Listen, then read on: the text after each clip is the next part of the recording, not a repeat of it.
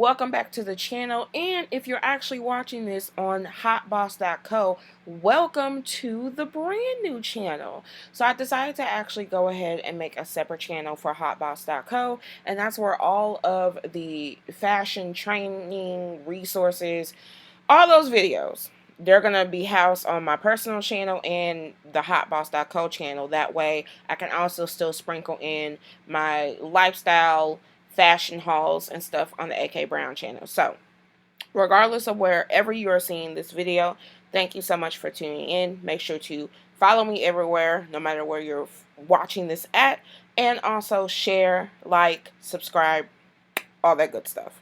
Today's video, which is actually the first video for hotboss.co, we're talking about why it's important to set up an editorial mood board and just some things that you can include.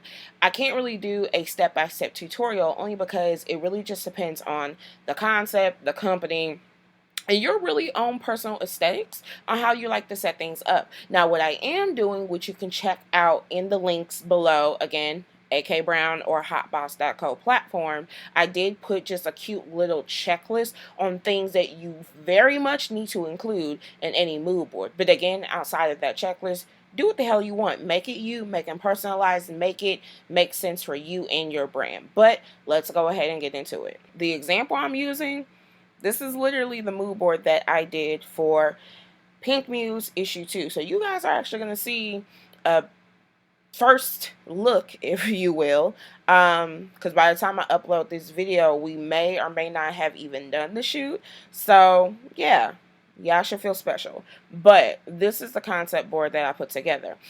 I think that every editorial stylist, especially if you are taking on the role of creative directing, chief creative officer, stuff like that, this is why you need to do it.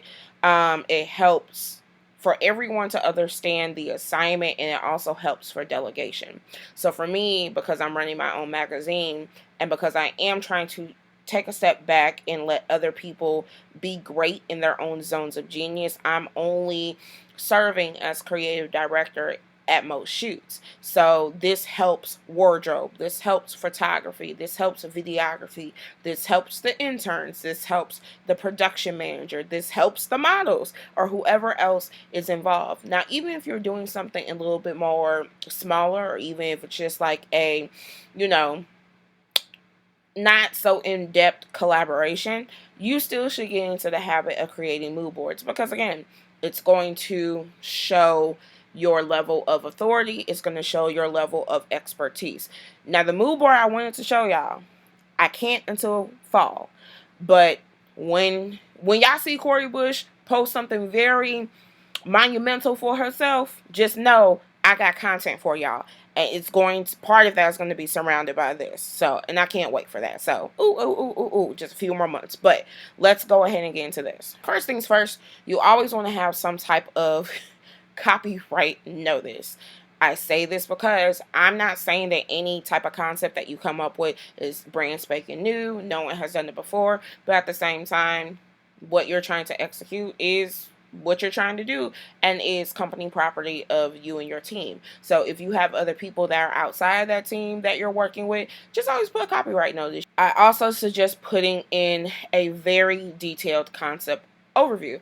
Honestly, a table of contents is really all that it is. For us, this is going to include what the concept means, shoot details, location, and then inspirational photos, which you can get from Pinterest. So if you don't have a Pinterest account, I feel like almost everybody does, but if you don't, get you one, because that's where I pulled all of these pictures from, including this one too. And then roles. Now, all of the roles aren't in this presentation because there was a lot that ended up changing once I made the original mood board. But again, this is just to give you guys a simple idea of what to include in your editorial mood board. Our concept, what it means, what people should be thinking of when they see the pictures for our cover shoot. Shoot details, where we're going to be, location, time, all that stuff. This is actually the Airbnb that we are shooting at.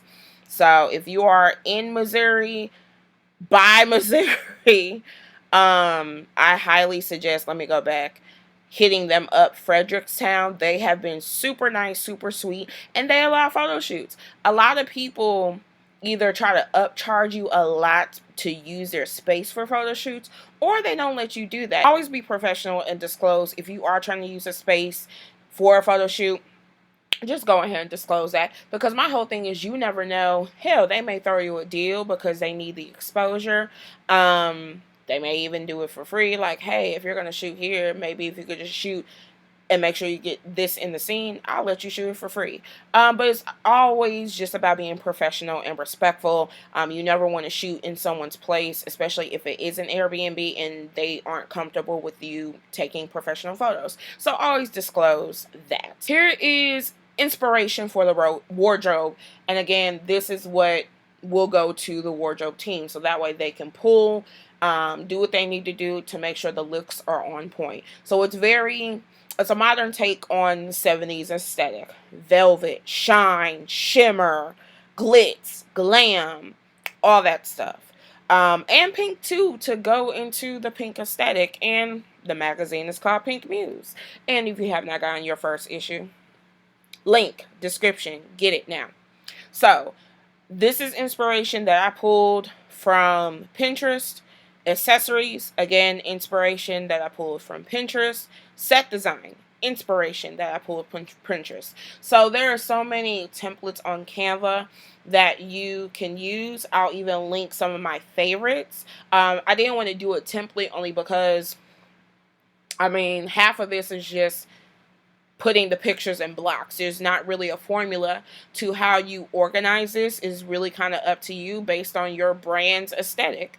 Again, I'm just going to do a checklist on everything that you need to include. So you definitely want to make sure a color palette if need be. I didn't really do a color palette, but it was kind of apparent. So I really didn't need to do it. The main color is pink. You have your metallics, your silvers, your purples, your golds, anything that complements that vintage scene of the Airbnb. You even have here your diamonds, your studs, bedazzled, stuff like that. So I really didn't need to do a color palette, but I would still suggest doing a color palette, and that will very much be in the list of things you need to include. And if you need to like try to find colors, Pantone is a great resource. I will link them in the description. Pinterest is a great resource. I'll actually link my creative board on Pinterest. I think I have a lot of color palettes saved, because this is when I was really heavy into like branding and stuff like that, and typography and color palettes that made sense for different brands, stuff like that. So I'll make sure to put that link in the description too. But then yeah, you want to make sure you have representation of everything from wardrobe to accessories to set design. You want to be able to create and paint the picture of how the scene should look, so there's no question. And now roles, especially if you are working with a bigger team like mine. I think we probably have a good 15 people that are going to be on set. If you are working with a bigger team, it's really good to lay out everyone's roles. We have our aesthetic, so photos, videography, styling, makeup, on-set help, and this is actually production manager. There's a lot of roles that can take place, when you do an editorial shoot. It really just depends on how big or how small. But again, if you are working with a bigger team, I highly suggest outlining roles so everyone understands the assignment and what the hell they supposed to do. Because when people start going out of that zone of genius, that's when shit gets wonky, okay? So yeah, this is really it.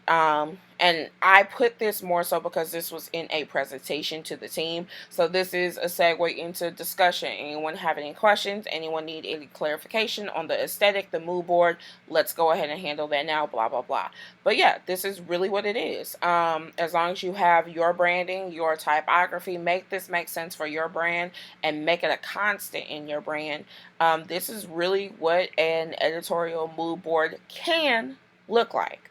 And the reason why I say can is because you can make your editorial mood board look however you want it to look based on your brand's aesthetic. As long as you have some of the basic things of concept overview, that copyright, laying out what the aesthetic of the location should be, laying out the aesthetic of what the wardrobe, set design, accessories, models even should look like, that's fine. Outside of that, make it your own. Short, sweet, to the point. I try to keep it bare minimum because I know y'all would be saying I talk a lot. I apologize, but that's really it. I'm going to be doing more in-depth videos to actually show how you can compose a mood board, whether it is a like personal styling mood board, because that's where kind of the original video came from, which I'll put that link in the description and it will be up here too.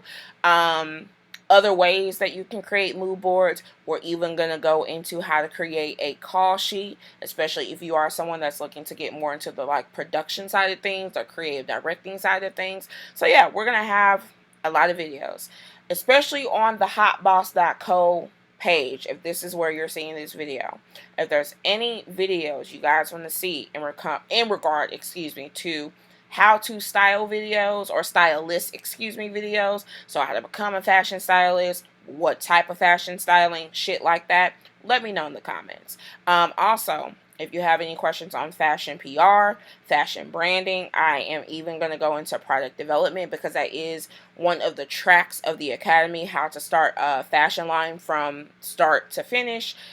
If you have any questions on that, we're going to talk about it. So let me know in the comments so I can get the videos going. Until then, follow me everywhere, no matter what channel you are watching this on, because all the links are going to be the same. Like, share, subscribe, all that good stuff. And until then, I'll talk to y'all later. Bye.